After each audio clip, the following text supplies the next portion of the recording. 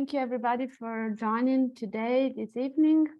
I'm connecting from Forlì near Bologna in Italy, and I'm going to talk about proportionality in public health ethics, fear, and state of exception, a narrative ethics approach to lockdown. I'm gonna try to talk for 20 minutes.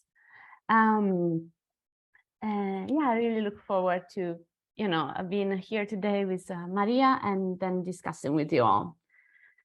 So in this talk, I'd like to tackle two questions. The first one is, what dominant implicit narratives were mobilized in the management of the pandemic in Italy? And the second one is, what are the implications of these narratives for the creation of the cultural memory of the pandemic? We are now at the stage in which, the cultural memory of the pandemic is being shaped, and it's important to take a moment and reflect on those. I think that's really important. That's what this seminar series put together by Mark is doing. I think it's fantastic. So let me give you a bit of background on lockdown in Italy. I was in Italy in 2020. In northern Italy, in the town of Forlì, where I am now near Bologna.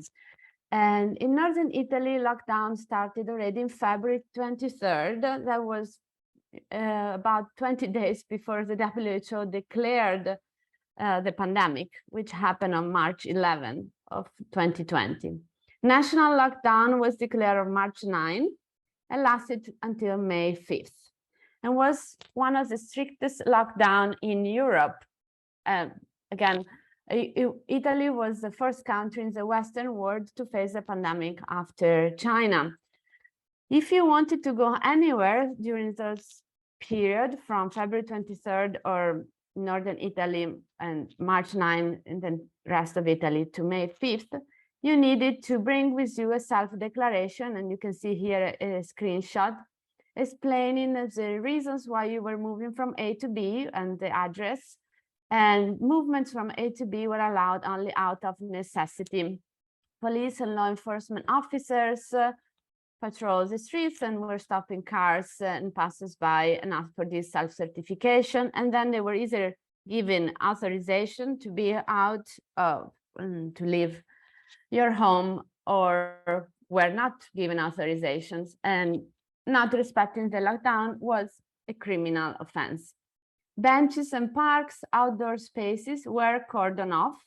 And in fact, you can see here a photo that I took during that time of my home. This is a playground where I take my kids. I had and I still have young kids. And the benches and parks were cordoned off and out of reason of precaution. And this was the main square. As you know, Italian towns have a main square, a piazza, and also there you can see benches were cordoned off and nobody was around. So let me zoom in a little bit of Emilia-Romagna. Emilia-Romagna is the region out of one of the 20 regions in Italy, which includes Bologna, where I'm from. And because of the federal system in Italy, the governor of each region can decide on matters of public health regarding the regions. So the governor of Emilia-Romagna took the decision ahead of the central government, which then followed suit, to ban bicycle and food transportation, and to ban outdoor exercise. So jogging, going out for a jog / run, going out for a walk was prohibited. With this, you can see this decree, which was initially valid for the region of Emilia-Romagna because of these public health matters, but then it was extended to the rest of the country. In order to avoid gatherings, parks and playgrounds are closed. Bicycles and food transportation are allowed only for the motivation of going to work, health necessity, or buying necessity goods. And this was unique in the European landscape. In other countries, as we have highlighted in our done some research collaborative work with my colleague Federica Anzeli at the University of York, where we looked at the type of expert knowledge mobilized in the pandemic. in the rest of the European countries, exercise was encouraged or allowed. So Italy was unique in this respect. Some of you might remember this image from the New York Times, or you might have seen it on TV.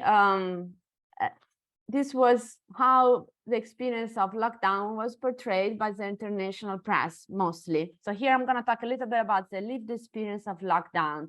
The New York Times reported Italians find a moment of joy in this moment of anxiety. Under lockdown, the song breaks out from rooftops, balconies, and windows, and Italians were singing operas by Verdi and Puccini. And this was, I guess, the mainstream representation of lockdown. Now I want to spend some time on less mainstream representation of lockdown. This is how I lived it. So drones were employed in several municipalities to spot lockdown violations. So police officers would stop people in their cars or people walking, but drones were employed. And here I'm laughing, but there's nothing to laugh. In the town of Messina, Sicily, the mayor deployed drones with pre-recorded messages. Where the fuck are you going? Go back home. This was happening. And this was reported actually by one European news outlet, but you can find additional information in the Italian press. In addition, reports of lockdown violations or alleged lockdown violations were encouraged by the government, by the municipalities, and were conveyed in a plurality of ways through mass participation in community-based policing activities. Photos of alleged transgressors were reported to the police, as well as posted on social networks for public shame. This was an example of Rome, Italian capital, where the mayor of Rome at that time, Virginia Raggi, launched this system for signaling lockdown transgressions and transmitting them to the municipality.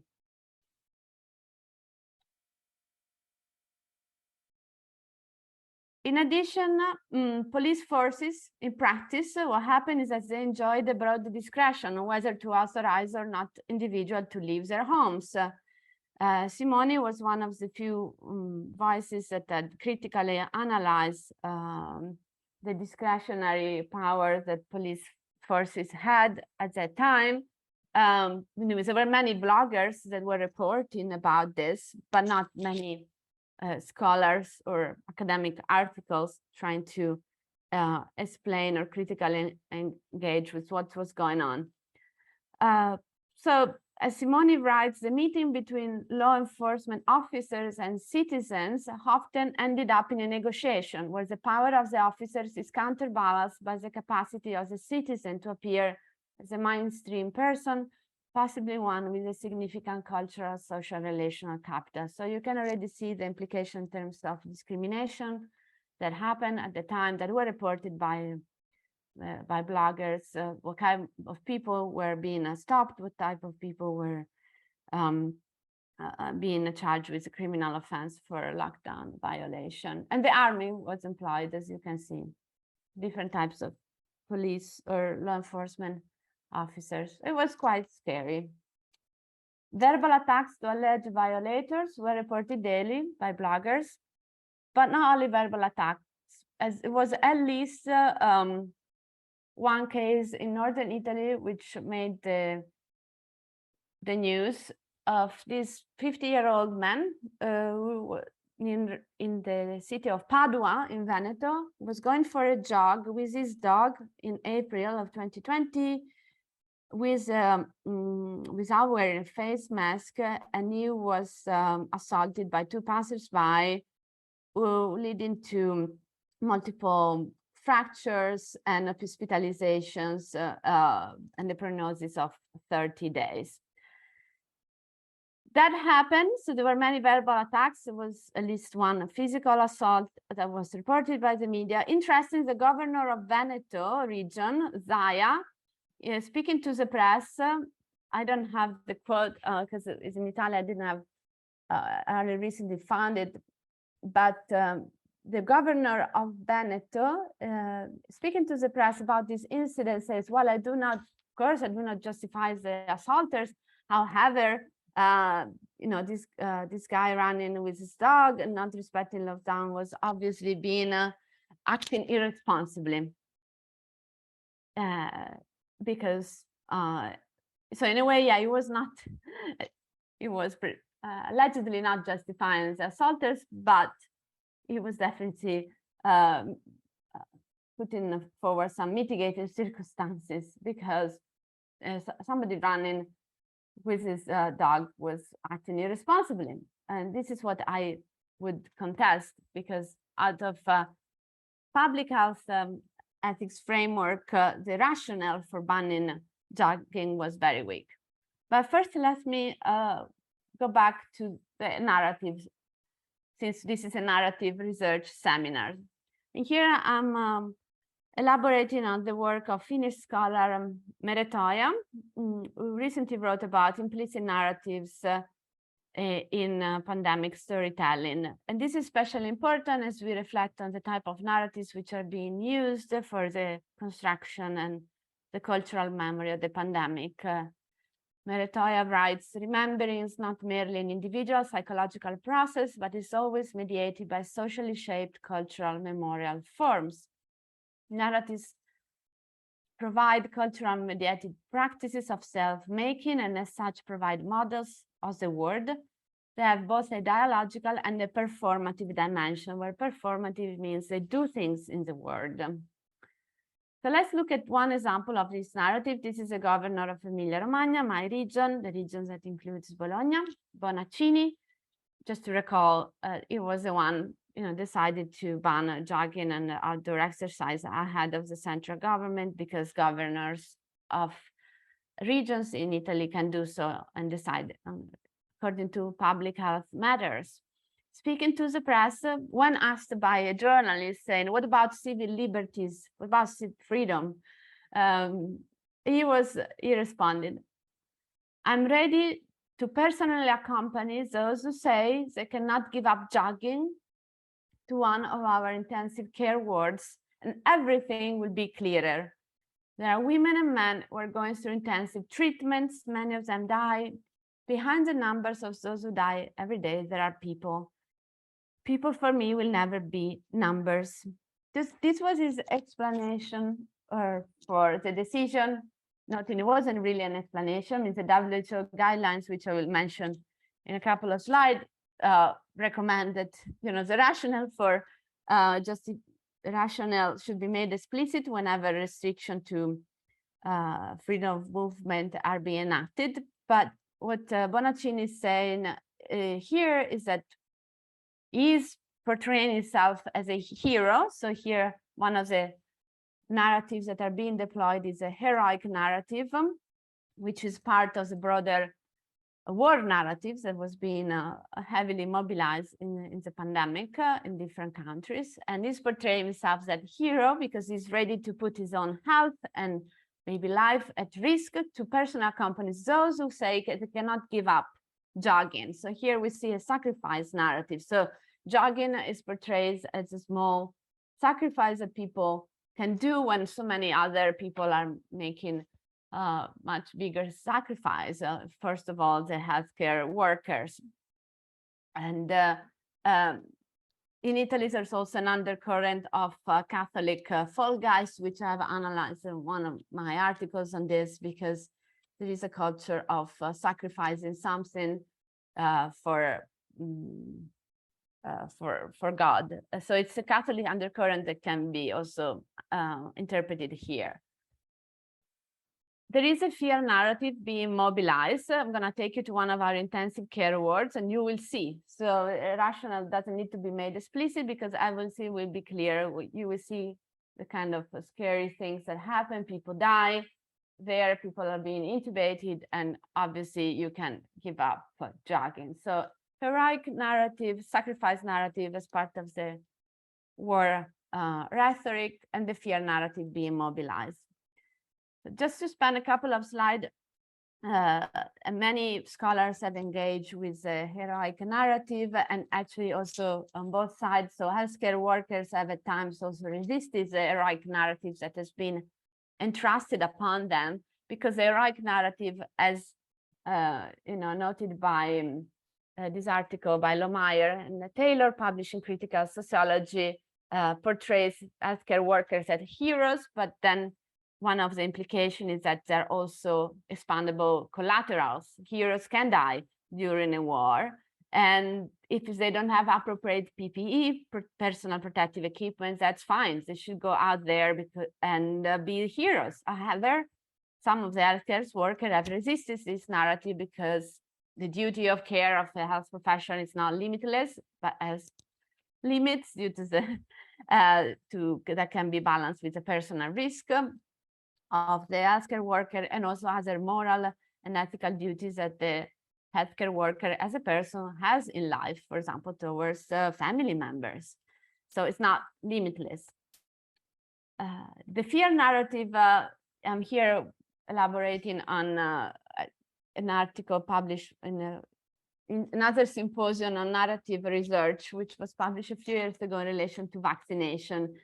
But it was just to say, it's a nice article by Lawrence talking about the kind of fear narratives that is being deployed in the anti-vaccination rhetoric. Whenever we use a fear narrative, we are appealing to the realm of pathos, appeal to emotions that are meant to evoke a visceral reaction. We don't need to explain, everything will be clear, everything will be self-evident, because this, as an appeal to pathos, by definition, is meant to persuade the audience to respond emotionally rather than logically, eschewing the need for truth, which could more reliably come from other forms of persuasion. So you don't need to appeal to persuasion, you appeal to fear.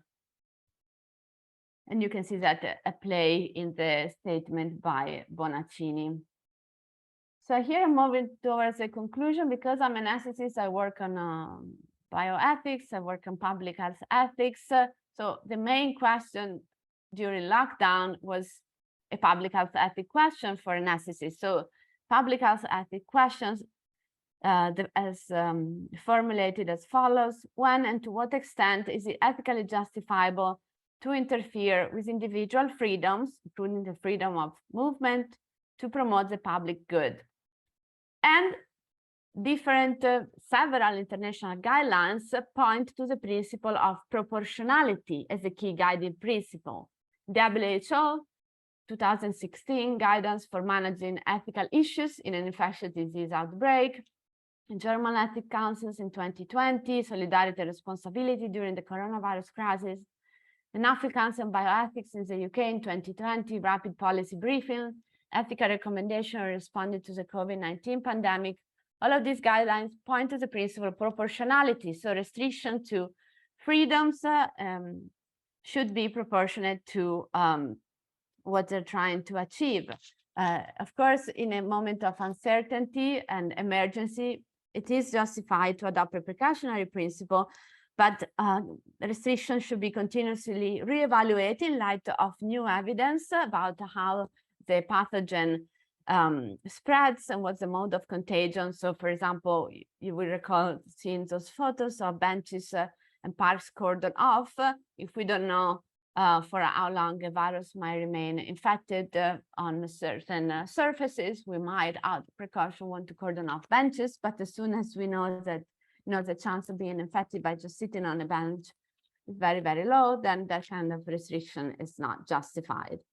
And the restriction on outdoor exercise from a public health ethics perspective was not justified, because somebody running either with or without a face mask, but running alone, as long as a distance of 2 meters can be respected from other runners, is not going to pose a health risk to others. So it's not going to act irresponsibly as the governor, contrary to what the governor of Veneto, Zaia, said when speaking to the press regarding the incident of the assault to the lone runner in April 2020.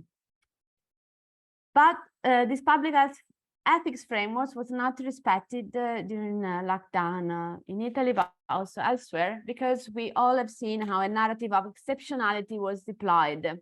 We are in an exceptional moment of crisis, and this exceptional moment of crisis deserves or creates special condition in which the usual standards and practices, including the usual principle of proportionality, no longer apply.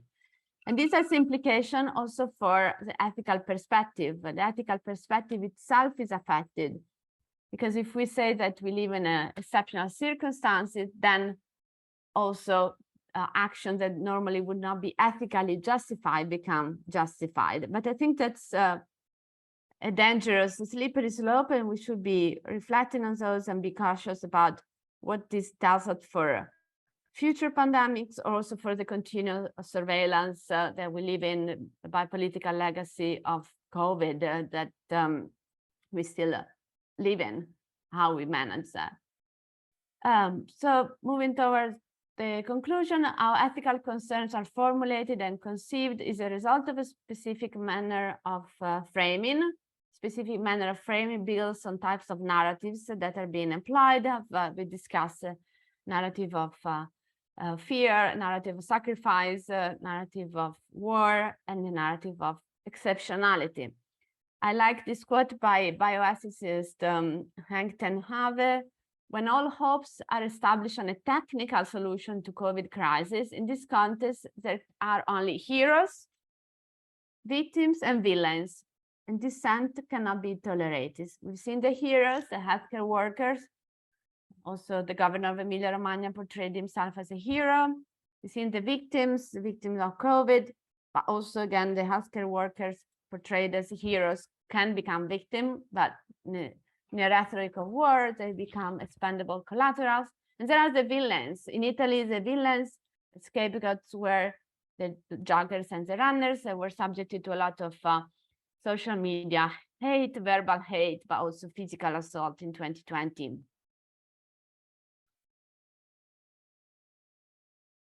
The pandemic, concluding thoughts, the pandemic has been framed by political leaders in Italy, but not also elsewhere, as an exceptional crisis, but an exceptional health crisis. This framing has shaped the mobilization of specific narratives, which in turn have shaped the types of expert knowledge which were used to manage the crisis. The crisis was very much portrayed as a health crisis only. So the focus on saving numbers of COVID lives to the expense of all other kinds of longer trade-offs. The belief in controllability and techno-scientific solution continues to drive the efforts for continuous surveillance. In Italy, we had green passes enforced up to May 5th of this year. Green passes being a proof of being vaccinated. Without green passes, you didn't have access to social life, but also couldn't in certain contexts work. And these dominant implicit narratives are shaping the shared construction of the cultural memory of the pandemic, building on the work by Finnish scholar Mere Toija. And this has very real consequences for the post-pandemic, if it is post-pandemic biopolitics we are embedded in. Final slide, you can see some of the key works cited. On the left, and the first one is more of social sciences qualitative piece of work in which we interviewed experts that were about the types of expert knowledge that were used, and then some of the scholars that have cited them. If you want to read more of a personal account of lockdown that I wrote in April of 2020, that is really like heart, I don't know, a gut feeling reaction to lockdown was an Eon essay. But yeah, I think I went over time a little, and I'll stop here. Thanks for your attention.